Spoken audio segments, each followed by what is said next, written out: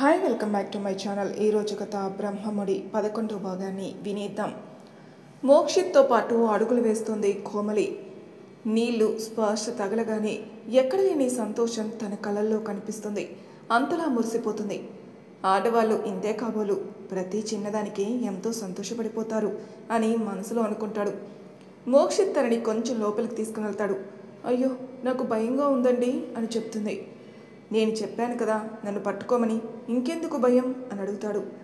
మోక్షిత్ చేతులు గట్టిగా పట్టుకొని ముందుకెళ్తుంది. అలా వెళ్తున్న సమయంలో అలలు రావడం వల్ల తన కాళ్ళ కింద ఇసుక అలల తాకిడికి కొట్టుకుపోతుంది.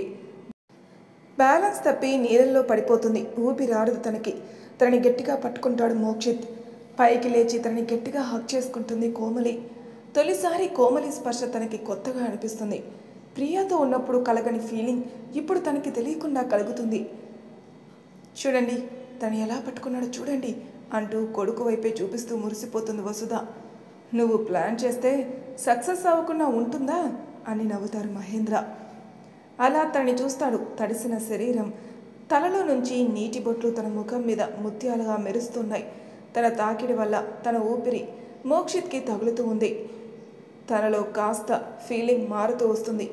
తన వణుకుతున్న పెదాలు తనని రమ్మన్నట్టు పిలుస్తున్నట్టు అనిపిస్తుంది. తనకి తెలియకుండానే ఏదో మాయలోకి వెళ్ళిపోతాడు మోక్షిత్. అలలకి పక్కనున్న పిల్లలు కాస్త పెద్దగా కేకలు వేస్తూ ఉంటారు. ఆ కేకల శబ్దానికి ఆ మాయ కాస్త పోతుంది. తనని దూరం జరిపి తన చేతులను పట్టుకుంటాడు. అలా దూరం జరిపిన తర్వాత అప్పుడు స్పృహలోకి వస్తుంది కోమలి. తను ఎక్కడ ఉందో కూడా తనకే అర్థమవుతుంది. తనకే కాస్త సిగ్గుగా అనిపిస్తుంది. సరే అండి ఇంకా వెళ్ళిపోదామా అని అడుగుతుంది. పర్వాలేదు కొంచెంసేపు ఆడుకో అంటాడు. వద్దండి మీకు ఇబ్బందిగా ఉండొచ్చు. మొదటిసారి చాలా ఎంజాయ్ చేశాననే చెప్పాలి. థ్యాంక్ యూ సో మచ్ అని చెప్పి ముందుకు నడుస్తుంది. తన వెనకే వెళ్తాడు. ఆశలు లేవు ఏంటో ఈ అమ్మాయి కోరికలు కూడా చాలా తక్కువ. అది కూడా బయట పెట్టదు. అందరికన్నా చాలా కొత్తగా కనిపిస్తుంది. అందరూ పెళ్ళైన వెంటనే భర్తతో అక్కడ తిరగాలి ఇక్కడ తిరగాలి, అతనికి ఇష్టం లేకపోయినా తనని వెంటేసుకొని మరీ తిరుగుతారు. తను మాత్రం చాలా డిఫరెంట్. నేను తనని దూరం పెట్టాను. ఇంకొక ఆమె తన స్థానంలో ఉండుంటే ఎప్పుడు నన్ను నిలదీసేది.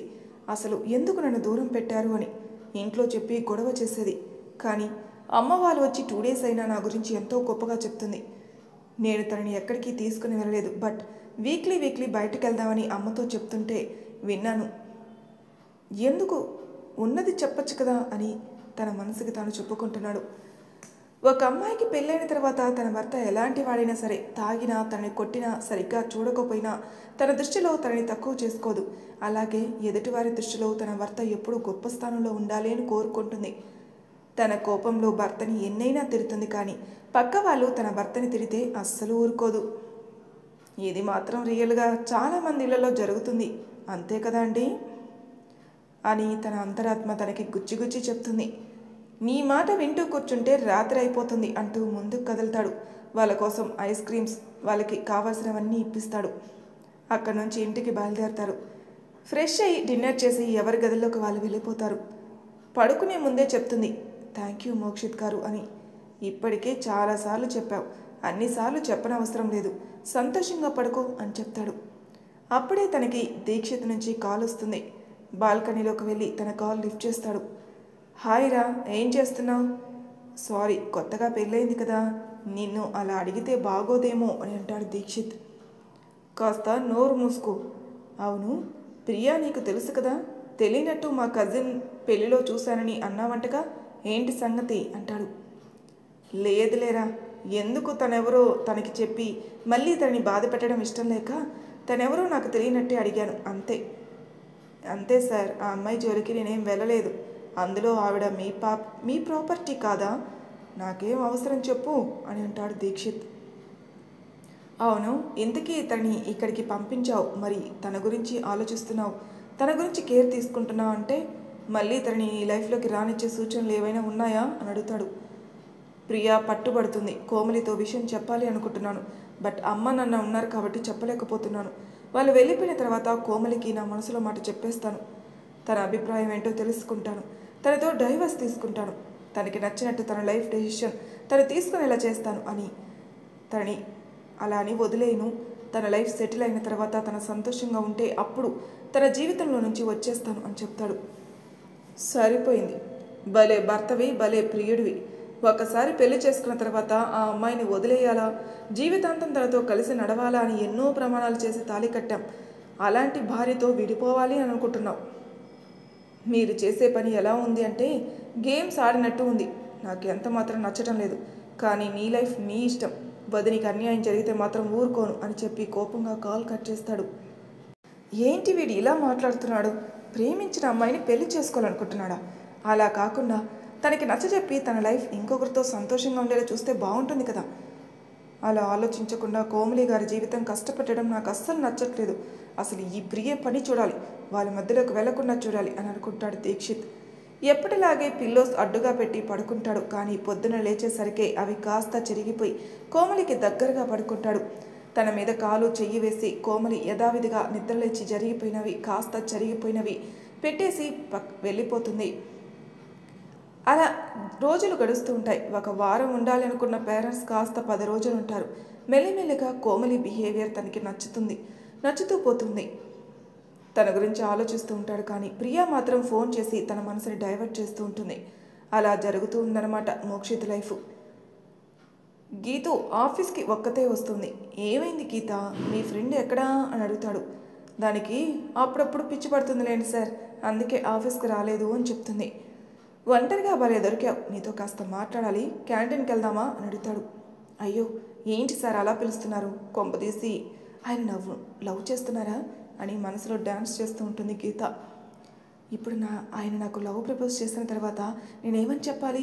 ఇష్టమని ఒప్పుకోవాలా, లేక వెయిట్ చేయండి అని చెప్పాలా అని ఆలోచిస్తూ అతని వెనకే వెళ్తుంది. ఒకవేళ చెప్పిన వెంటనే ఒప్పుకున్నానే అంటే నాకు ఎవరూ ప్రపోజ్ చేయలేదనుకుంటాడేమో. అలా కాకూడదు, మనం యాటిట్యూడ్ చూపించాలి. సారు నా చుట్టూ తిరిగేలా చేసుకోవాలి. అయినా నేను ప్రియతో కనెక్ట్ చేద్దాం అనుకున్నాను, కానీ సార్ నాకు కనెక్ట్ అయ్యారే, మరి నేనేం చేయలేను. అంత అందంగా ఉంటాను కదా, అందుకే అందరూ నాకు పడిపోతారు. పోనీలే, ప్రియకి వేరే అబ్బాయిని సెట్ చేద్దాం అని అనుకుంటుంది. ఒక టేబుల్ దగ్గర కూర్చుంటారు ఇద్దరు. 2 కాఫీ ఆర్డర్ చేస్తాడు దీక్షిత్. గీతు, నీకు ఒక విషయం చెప్పాలి అని అంటాడు. చెప్పండి సార్, పర్వాలేదు అంటుంది. అదే ఎలా చెప్పాలో అర్థం కావట్లేదు, నువ్వు తప్పుగా అనుకోవు కదా అని అడుగుతాడు. అయ్యో రామా, మీకై మీరు లవ్ ప్రపోజ్ చేస్తూ ఉంటే నేను తప్పుగా ఎందుకు అనుకుంటాను? ఇంత అందమైన అబ్బాయి లవ్ యూ అంటే వెంటనే ఐ లవ్ యూ టూ అని చెప్పేస్తాను. ప్లీజ్ చెప్పండి అని మనసులో అనుకుంటుంది గీతు. ఏంటి, నువ్వు తప్పుగా అనుకోవు కదా? అయ్యో అలాంటిదేమీ లేదు, చెప్పండి అంటుంది. గీతు మాత్రం దీక్షిత్ చెప్పే మాట కోసం ఎదురు చూస్తూ ఉంది. ఎగ్జైట్ అవుతూ తన వైపే చూస్తూ ఉంటుంది. తప్పుగా అనుకోకు, నా మనసులో ఉన్న మాట చెప్పేస్తున్నాను అంటూ చెప్పడం మొదలు పెడతాడు. మీ ఫ్రెండ్ గురించి మాట్లాడాలి అనుకుంటున్నాను అంటాడు. ఆ మాట విన్న తర్వాత ఒక్కసారిగా షాక్ అవుతుంది. అంటే మీరు నాతో మాట్లాడడానికి కాదా ఇక్కడికి వచ్చింది? నీతో మాట్లాడడానికే వచ్చాను, బట్ మీ ఫ్రెండ్ గురించి మాట్లాడడానికి వచ్చాను అంటాడు. ఎన్నో కలలు కన్నాను లవ్ ప్రపోజ్ చేస్తాడని, ఆ కలలో అన్నీ ఒక్క మాటతో కూల్చేసేస్తాడు అనుకుని దిగులుగా అతని వైపే చూస్తుంది. ప్రియా గురించి ఏం చెప్పాలనుకుంటున్నారు? గీతూ చేతిని తన చేతిలోకి తీసుకుంటాడు. అలా తన చేతి స్పర్శ తగలగానే పులకరించిపోతుంది. ఏంటి సార్, ఏం చెప్పాలనుకుంటున్నారు? నీకన్నీ తెలుసని నాకు తెలుసు, అందుకే చెప్పేస్తున్నాను. మా అన్నయ్య ప్రేమించిన అమ్మాయి ప్రియా, కానీ ఒకప్పుడు ప్రేమించాడు, ఇప్పుడు తనకి పెళ్ళైంది. తను మళ్ళీ మా అన్నయ్య జీవితంలోకి వెళ్ళడం నాకు ఇష్టం లేదు. అలా వెళ్ళి ఇంకొక అమ్మాయి జీవితం తను బలవంతంగా లాగేసినట్టే అవుతుంది, అంతే కానీ తనకి న్యాయం చేసినట్టు కాదు. మా వదిన గురించి చెప్పాలంటే అమాయకమైన అమ్మాయి, చాలా అనుకోగలిగిన అమ్మాయి. అలాంటి అమ్మాయిని భర్త వదిలేశాడని తెలిస్తే తను ఇంకొక పెళ్ళి అస్సలు చేసుకోదు. మా అన్నయ్య మీద ఎన్నో కలలు కని ఆ ఇంట్లోకి అడుగు పెట్టింది. అలాంటి అమ్మాయికి డివోర్స్ ఇచ్చిన తర్వాత తను బ్రతికే ఉంటుందని కూడా నేను చెప్పలేను. అందుకే ఆవిడ గురించి ఆలోచించే ఒక నిర్ణయం తీసుకున్నాను. ప్రియని ఎంత దూరంగా మా అన్నయ్యకి ఉంచితే అంత మంచిది, తన లైఫ్ కూడా సెట్ అవుతుందని అనుకుంటున్నాను. నీకు కూడా ఈ విషయం తెలుసని నాకు తెలుసు, బట్ నిర్ణయం ఏంటో కనుక్కుందామని నీతో మాట్లాడడానికి వచ్చాను అని చెప్తాడు. మీరు చెప్పింది నిజమే సార్, నేను ఆల్రెడీ తనతో చెప్పాను, కానీ తను ప్రతిదానికి తప్పుపడుతుంది. నాకు మీరు చెప్పింది అర్థమవుతుంది. ఇంకొకరి జీవితం నాశనం చేసి ఆ లైఫ్ తను తీసుకోవడం ఎంత మాత్రం నాకు ఇష్టం లేదు. మీరు ఏం చేయాలనుకుంటున్నారో చెప్పండి. నేను కూడా మీకు సపోర్ట్ చేస్తాను అని చెప్తుంది. ఇంత త్వరగా నువ్వు ఒప్పుకుంటావని నేను అస్సలు అనుకోలేదు. నువ్వు ఎంత మంచిదానివో అంటాడు. అలా కాదు సార్, నేను ముందే చెప్పాను. తను బెంగళూరుకి వచ్చిన తర్వాత తనకి బాగా ఎక్స్ప్లెయిన్ చేశాను, ఇంకొకరి జీవితంలోకి నువ్వు వెళ్ళడం తప్పు అని. కానీ మోక్షిత్ నన్ను ఇంకా ప్రేమిస్తున్నాడు. నన్ను తప్పనిస్తే తన లైఫ్లో ఇంకొకరితో పంచుకోవడం తనకి ఇష్టం లేదు. అందుకే వెళ్తున్నాను, ఇందులో నా తప్పు లేదని అంది. అందుకే నేను ఫ్రెండ్ కదా అని ఇంకా ఏం మాట్లాడకుండా మౌనంగా ఉండిపోయాను. కానీ మీరు ఆవిడ జీవితం నాశనం అవ్వకుండా మంచి నిర్ణయం తీసుకుంటారని అంటున్నారు కాబట్టి మీకు హెల్ప్ చేస్తాను. మరి ఏ పరంగా అని అంటుంది. అంటే అంటే అంటూ నసుకుతూ ఉంటాడు. ఏమనుకుంటున్నారో ముందు చెప్పండి సార్, అసలే సస్పెన్స్లో పెట్టి చంపుతున్నారు అంటుంది నీరసంగా. నువ్వు తప్పుగా అనుకోకు గీతు, నేను ప్రియని ప్రేమిస్తున్నానని చెప్పేస్తాడు. సరిపోయారు స్వామి, మీ అన్నయ్య తనని ప్రేమించి తర్వాత తమ్ముడు కూడా తనని ప్రేమించి ఇంకొక అమ్మాయి దొరకలేదా మీకు అని అడుగుతుంది. ఏం చేయమంటావు, పెళ్లిలో చూసిన వెంటనే ప్రేమించాను తని. తర్వాతే తెలిసింది మా అన్నయ్య ప్రేమించిన అమ్మాయి అని. తర్వాత తను ఎలా వెళ్ళిపోయిందో కూడా నాకు తెలియదు. తన గురించి తెలుసుకునే ప్రయత్నం చేద్దాం అనుకున్నాను, బట్ వర్క్ అని బిజీ అయిపోవడం వల్ల పట్టించుకోలేదు. అలాంటిది ఆ అమ్మాయి మళ్ళీ ఇదే కంపెనీకి వచ్చింది. అలాంటప్పుడు తనని ప్రేమలో పడేయడం తప్పులేదు కదా అంటాడు దీక్షిత్. ఓకే, బట్ మంచి నిర్ణయం తీసుకున్నారు. ఆల్ ది బెస్ట్ దీక్షిత్ గారు. అసలే తను మోక్షిత్ని పొందడానికి మొండిగా ఉంది. అలాంటి అమ్మాయి మనసే ఎలా మారుస్తారో మీ ఇష్టం అని చెప్పేస్తుంది. నీ సపోర్ట్ ఇలానే ఉంటే చాలు, మారుస్తాను తప్పకుండా. తన మనసును మారుస్తారు. కానీ ఒక విషయం, నాకు నిజం తెలుసు అనే విషయం తనకే తెలియకూడదు, గుర్తుంచుకో అని చెప్తాడు. ఓకే అని చెప్పి తనకి షేక్ హ్యాండ్ ఇచ్చి వెళ్ళిపోతుంది. ఆలోచనలో పడతాడు దీక్షిత్. మరి దీక్షిత్ ప్లాన్ ఎంతవరకు సక్సెస్ అవుతుంది? ప్రియా మనసును మార్చగలుగుతాడా? చూద్దాం. హే హాయ్ లడ్డు, ఎక్కడి నుంచి వస్తున్నావు అని పలకరిస్తాడు గీతుని దీక్షిత్ ఫ్రెండ్ కిరణ్. కోపంగా అతని వైపే చూస్తుంది. అంత కోపంగా చూడ్డానికి నేను తప్పుగా ఏమన్నాను? లడ్డు అన్నాను. ఎంత ఫేమస్ తెలుసా నువ్వు? అలాంటి ఒక మంచి పేరు పెట్టి నిన్ను పిలిచానే. చంపుతారా వెధవ, నేను ఇక్కడ నీకు బాస్, అది గుర్తుందా నీకు? ఎందుకు గుర్తులేదు? బాగా గుర్తుంది. ఇంకొకటి కూడా నీకు గుర్తులేదు అనుకుంటా, నువ్వు మా అత్త కొడుకువి అన్న సంగతి. అది నేనెలా మర్చిపోతానే? ఒకవేళ మర్చిపోయినా నిన్ను చూసిన ప్రతిసారి నాకు గుర్తొస్తుంది, అంతే కదా లడ్డు అని అంటాడు. కోపంతో తన కాలు గట్టిగా తొక్కి వెళ్ళిపోతుంది. అబ్బా రాక్షసి, దాని బరువు మొత్తం కాలు మీద వేసేసింది. ఫ్రాక్చర్ అయిందో ఏంటో కాలు అనుకుంటూ ఉంటాడు. ఫ్రాక్చర్ అయితే పీడపోతుందిలే కానీ తనతో పని ఏంటి నీకు? తనతో పని ఏంటా? అలా అంటా ఏమిట్రా బాబు, అది మా మామయ్య కూతురు. దానికి నేనంటే అస్సలు పడదలే, అందుకే దాన్ని గెలవడం అంటే నాకు చాలా ఇష్టం. ఎందుకు పడదు? ఏం చేస్తావు ఏంటి అని అడుగుతాడు దీక్షిత్. అది ఒక పెద్ద కథ. నేను ఒక అమ్మాయిని లవ్ చేశాను. ఆ లవ్ లెటర్ కూడా దీని చేత తనకి ఇప్పించేలా చేశాను. ఆ అమ్మాయి తన ఫ్రెండ్స్ అట, నాకు తెలియదు. ఆ లవ్ లెటర్ తీసుకున్న తర్వాత పూర్తిగా చదివి లవ్ లెటర్ తీసుకొచ్చిన అమ్మాయికి ఒక చాక్లెట్ ఇవ్వమని రాశాను. అసలే అది లడ్డు ఫీల్ అవుతుంది. డార్లింగ్ కదా, దానికి ఒక చాక్లెట్ ఇచ్చి పంపించావు అని చెప్పాను. తీరా చూస్తే ఆ అమ్మాయి లెటర్ చదవమని మా లడ్డు కూడా ఇచ్చిందట. అప్పుడు నన్ను కొట్టింది చూడు, పిచ్చ కొట్టుడు కొట్టిందిరా బాబు. అందుకే అప్పటి నుంచి ఒక్క అమ్మాయి కూడా నా వంక చూడడం మానేసింది. అందుకే దీన్ని చూసిన ప్రతిసారి నా లవ్ ఫెయిల్యూర్ కనిపిస్తూ ఉంటుంది. అందుకే దాని లడ్డు లడ్డు అని పిలవడం నాకు చాలా ఇష్టం అని నవ్వుతూ చెప్తాడు కిరణ్. సరిపోయింది, ఒక్కొక్కరి జీవితం ఒక్కోలా ఉంది, పద వెళ్దాం అని వెళ్ళిపోతారు. మోక్షిత్ ఇంటికి వెళ్ళేసరికి ఒక పాపతో ఆడుకుంటూ కనిపిస్తుంది కోమలి. తను చాలా క్యూట్గా ఉంటుంది. తను చాలా మంచిగా ఆడిస్తూ తనకి భోజనం తినిపిస్తుంది. 1.5 years ఉంటుంది ఆ బేబీకి. ఎవరి కోమలి పాప చాలా క్యూట్గా ఉంది అంటాడు. తిను మన పక్కింట్లో ఉంటుంది. అందరూ స్వీటీ అని క్యూట్గా పిలుస్తుంటారు. చూడండి ఎలా నవ్వుతుందో. తను నవ్వుతున్న స్వీటీని క్యూట్గా చూపిస్తూ ఉంటుంది. అలా పాపని కొద్దిసేపు ఆడించి తర్వాత వాళ్ళ ఇంటికి తీసుకెళ్ళి ఇచ్చేసి వచ్చేస్తుంది. ఏంటి, పక్కన వాళ్ళ పాపతో ఆడుకోవడమేనా? నా చేతిలో పాపనో బాబునో ఎవరైనా ఇచ్చే ఉద్దేశం ఉందా అని వాళ్ళమ్మ మోక్షిత్కి వినిపించేలా అడుగుతుంది. ఆ మాట విన్న తర్వాత కొంచెం ఇబ్బందిగా ఫీల్ అవుతుంది తను. అది అమ్మ, అలా అడగండి, లేకంటే ఎన్ని రోజులు ఇద్దరి మధ్య దూరం, అలాగే అడగండి అని మనసులో అనుకుంటుంది కాంతం. ఆ మాటకి భోజనం తింటున్న మోక్షిత్కి ఒక్కసారిగా పొలమారుతుంది.